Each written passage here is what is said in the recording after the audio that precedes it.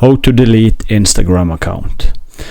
Down on the right corner, tap your profile picture. And then on the top right corner, tap the hamburger symbol. And inside here, tap Settings and Privacy. And then you want to tap Accounts Center. And then you want to scroll all the way down to Personal Details. And inside here you want to tap Account Ownership and Control.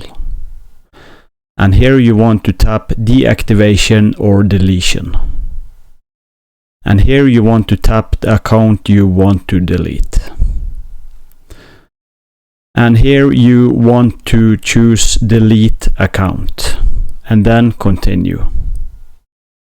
And then you want to choose one of the alternatives. And then you want to tap Continue. And then you want to tap your passwords and then tap Continue. And then you want to tap Delete Account.